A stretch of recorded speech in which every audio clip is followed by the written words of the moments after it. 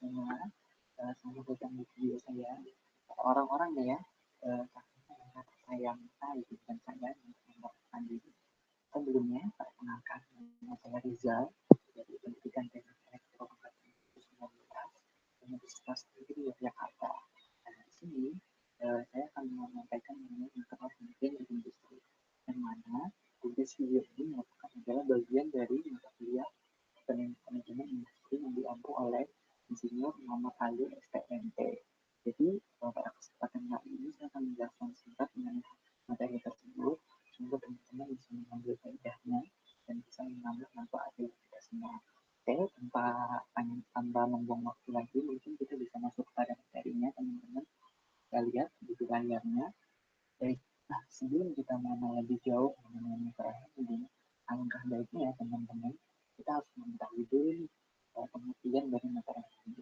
Nah, di sini saya mengambil dua pendapat yang menurut saya lebih pas lah untuk materi ini. Nah, yang pertama menurut Pak Syarif, dalam produksi terdapat bermacam-macam proses yang harus dilalui oleh produk tersebut sampai selesai dan siap dikirim ke pasar. Nah, pergerakan perpindahan bahan itu disebut material movement, teman-teman. Nah, tetapi bahan-bahan yang diolah kan benda-benda mati ya, atau yang tidak dapat bergerak dengan sendirinya. Oleh karena itu, dibutuhkan kegiatan yang bernama pemindahan bahan. Itu yang bisa kita sebut dengan material handling. Nah, hal ini juga sengaja ya teman-teman yang disampaikan oleh Rahman dan teman-temannya dari tahun 2010.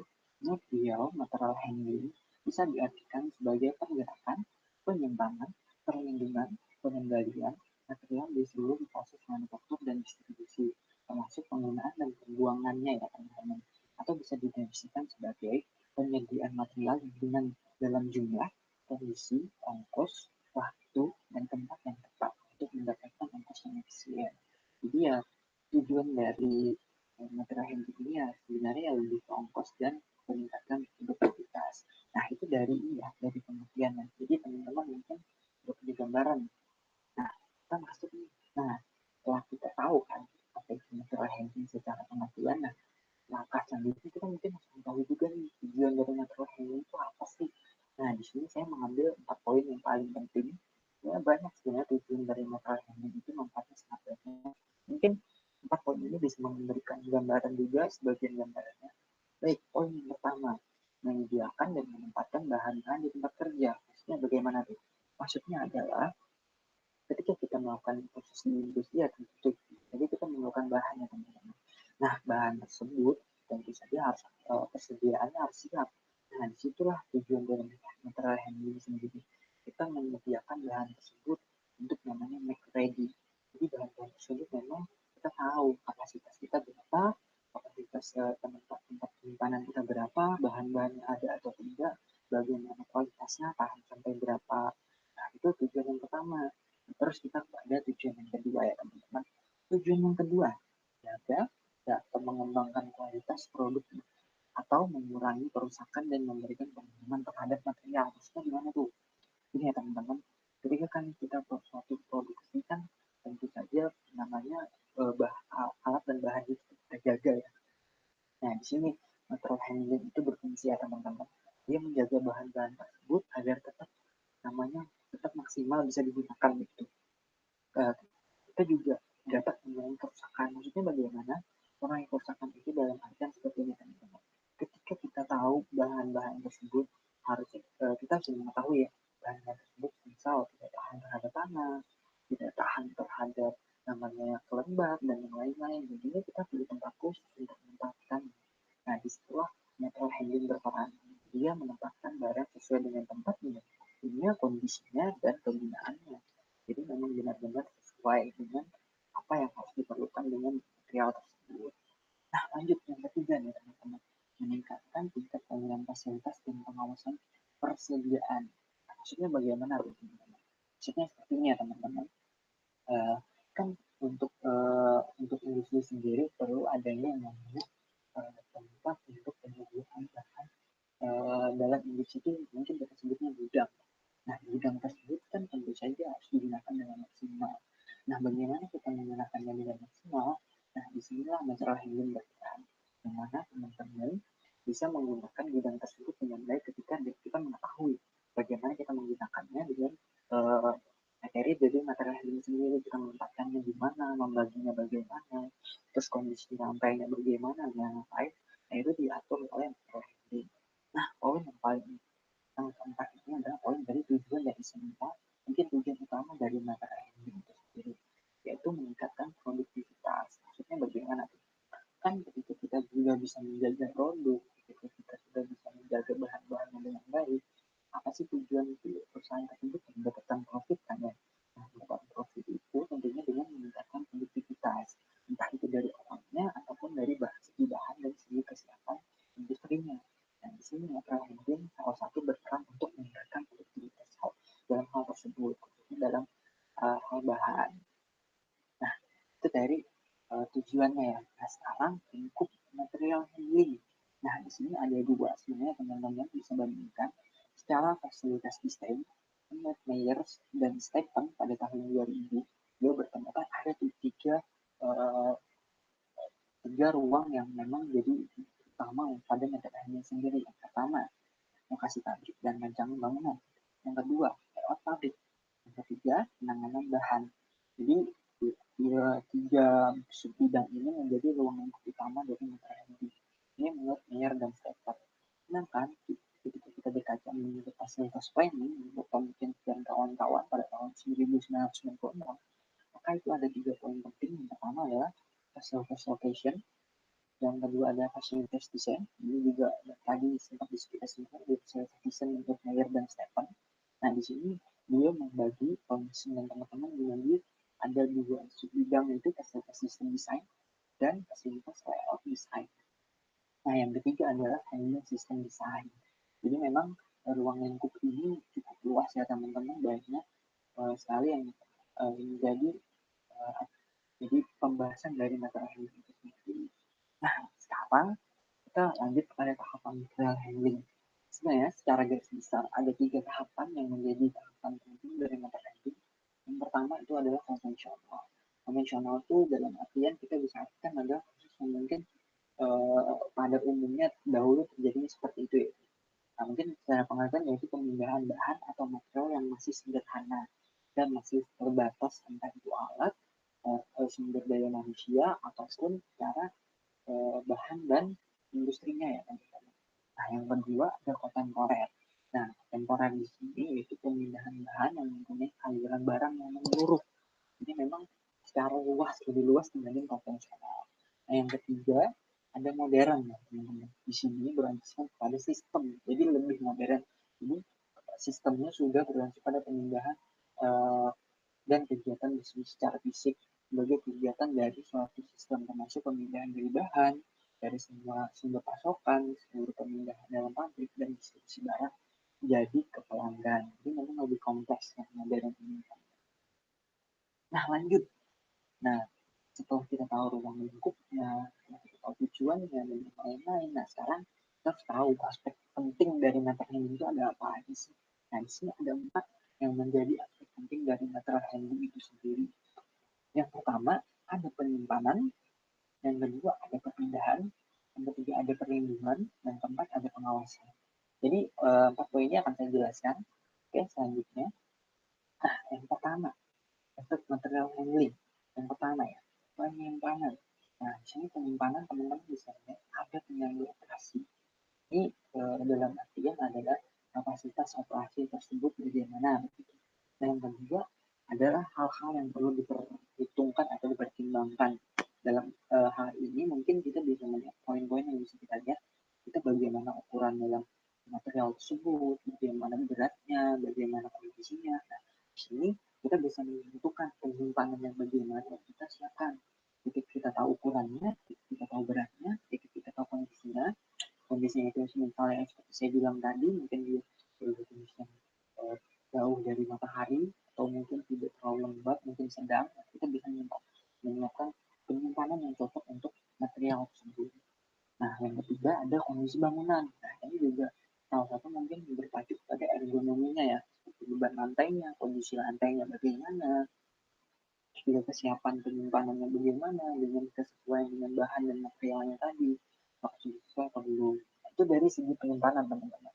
Lanjut pada segi perpindahan. Nah, di sini yang paling penting adalah sebenarnya waktu dan tempat. pada poin pertama. Nah, poin waktu dan tempat ya seperti yang kita jelaskan. Perpindahan kan ya namanya perpindahan kan kita tahu berpindah tempat dan berpindah dari waktu ke waktu. Nah, itu uh, jadi poin paling pentingnya adalah poinnya waktu dan tempat. Nah, juga kesesuaian yang harus kita sesuaikan apa sih dalam perpindahan? Nah, itu ada ukuran bentuk dan berat. Ini poin yang paling pentingnya ada 3 ya. Ukuran dalam artian bagaimana ketika kita melakukan perpindahan, kita harus tahu ukuran benda tersebut semana sih, terus kita harus menggunakan apa sih. Nah, terus dulu kita harus tahu bentuknya. Mungkin bentuknya bulat nih loh, berarti mungkin jangan memakai benda yang bisa menyebabkan benda tersebut menggelinding atau apa, atau mungkin perlu tambahan alat seperti perlu tali untuk mengikat dan lain-lain. Nah, juga berat.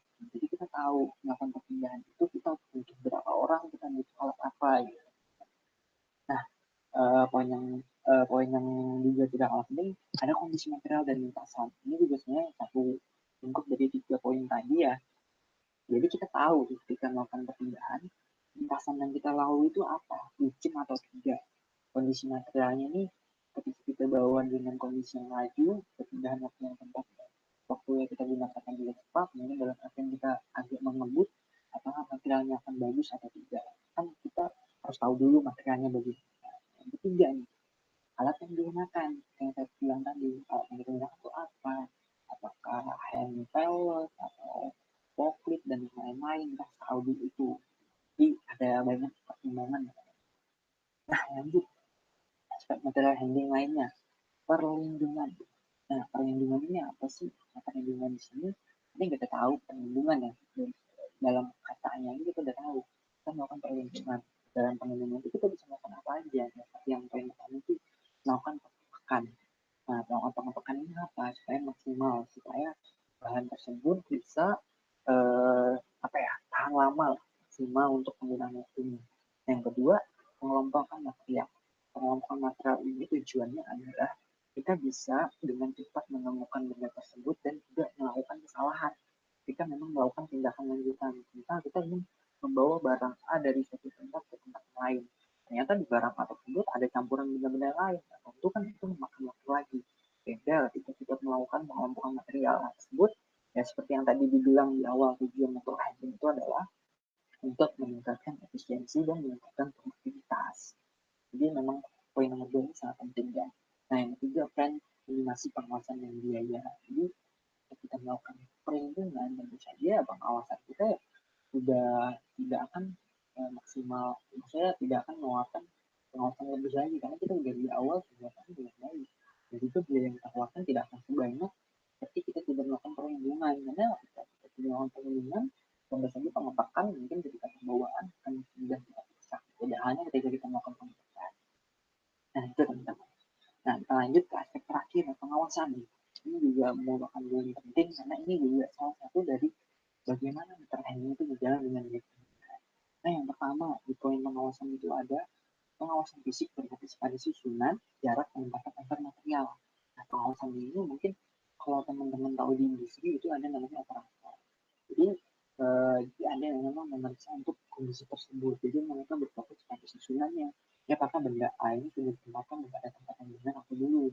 Nah, terus juga penempatannya sudah benar atau belum? Itu memang ada orang yang khusus dan ada memang sesi khusus. Nah, lanjut kepada pengawasan kondisi, status material berupa lokasi, jumlah, tujuan, kepemilikan, keaslian, dan jadwal material. Ini memang agak kompleks ya. Pengawasan kondisi ini kayak statusnya material ini, statusnya apa nih? Apakah sudah rusak atau belum? Kalau rusak ya dipindahkan ke tempat yang memang tempat rusak. Nah, itu memang ada sesi khusus untuk itu. Nah, lokasinya juga di mana? Ini yang baik atau enggak nih? Ini lokasinya untuk apa? Benda apa yang benda cair atau benda padat? Terus jumlahnya, oh di sini bisa menampung berapa nih? Nah, tujuannya tadi untuk meningkatkan efisiensi tadi. Nah, juga kepemilikannya kita tahu. Ini kan ada label tuh. Nah, ini kita harus tahu nih keabsahan kepemilikan benda kita nih. Ini punya kita atau punya orang lain atau apakah ini punya tempat bidang lain atau bagian. Nah, itu nanti fungsinya juga prosesnya kayak ada pelabelan itu juga untuk pendidikan keasliannya. Dan juga jadwal material, jadi ada jadwal untuk misal untuk penggantian kita udah 5 tahun sekali ini bendanya belum bisa diganti, nah itu ada jadwal itu.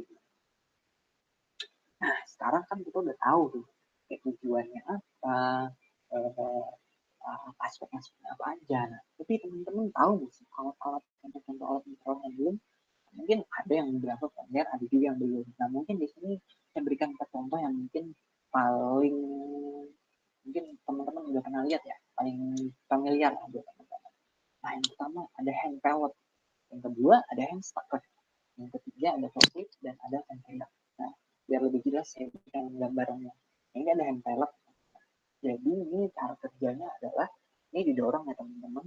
Ini alat yang dua itu, nah yang dua kayak gini itu tuh dimasukkan kepada bendanya atau nanti bendanya ditaruh di atas, nanti didorong. Nah ini juga harus ini ya lintasannya tadi mana tadi aspek ada namanya aspek lintasan itu juga diperhatikan karena memang ketika mendorong ketika kita tahu beratnya berapa lintasannya bagaimana itu kita dorong terus bagaimana penggunaannya ketika kita ingin mengangkat nah itu tinggal diangkat kayak gini teman kayak tumas ketika kita ingin turunkan yang nanti di ada tombol kayak gitu itu di pegangan itu sebenarnya ada naik ada turun jadi kalau naik jadi anu ke atas turun ya di bawahnya terus nyambi ini dia turun dan naiknya nah, itu untuk mental nah ini ada hamster nah ini sama cuman penggunaannya lebih kompleks ini untuk kondisi benda-benda yang lebih tinggi gitu. Memang lebih kompleks dibandingkan pada yang kalau tadi. Kalau tadi mungkin ya lebih pada agak konvensional ya. Nah ini yang lebih modern teman-teman. Jadi ini memang digerakkan oleh mesin, teman-teman mengendarainya. Jadi ada luas untuk menurunkannya. Jadi ini yang di pergudangan industri yang memang gudang-gudangnya besar, ini bisa menggunakannya.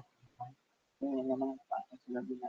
Nah, ini yang biasanya di industri yang memang industri apa ya?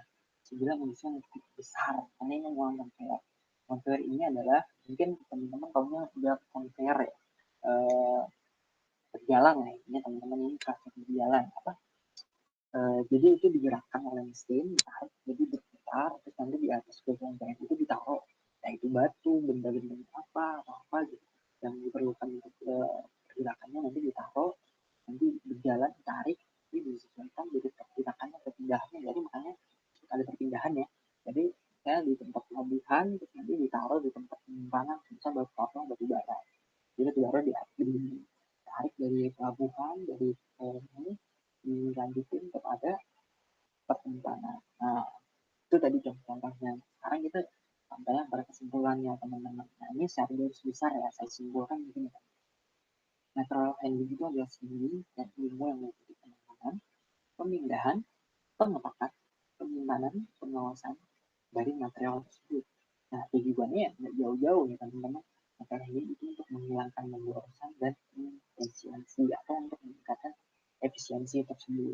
Nah, sehingga dapat disimpulkan bahwa metering adalah kegiatan mengangkat, memindahkan, atau menempatkan material yang kita butuhkan pada tempat khusus dengan ketentuan khusus yang bertujuan untuk menghemat waktu, menghemat tempat, menghemat fasilitas, dan menggunakan dengan maksimal, dan menempatkan dengan waktu yang tepat, nah untuk menekan biaya dan yang dikeluarkan dan untuk meningkatkan proses produksi tersebut. Jadi udah jelas ya tujuan ini ya sebenarnya meningkatkan produksi ya tujuan utamanya banyak gitu ya. Nah itu mungkin yang bisa kita bahas mengenai parameter handling secara singkat. Nah, apabila teman-teman punya pertanyaan, teman-teman bisa banget nih komen di kolom komentar terus tulis aja nanti mungkin bisa saya jawab apabila nanti pertanyaan bisa saya jawab terus juga teman-teman bisa berkontribusi untuk menyebarkan informasi ini dengan like-nya atau share kepada teman-teman yang lain eh, materi ini mungkin ada yang butuh mengenai materi ini mungkin bisa mendapatkan sedikit pencerahan jadi teman-teman bisa melakukan share, subscribe untuk mendapatkan informasi lebih jauh karena di sini banyak manfaat-manfaat ilmu baru yang akan teman-teman dapatkan. Nah, itu mungkin yang bisa saya sampaikan. Saya sangat berharap ini bisa bermanfaat bagi kita semua, khususnya bagi saya, dan bisa menjadi amal jariah bagi saya. Mungkin saya akhiri untuk video kali ini. Semoga bermanfaat. Semoga sehat selalu pada teman-teman semua. Saya akhiri. Assalamualaikum warahmatullahi wabarakatuh. Jumpa lagi di lain waktu.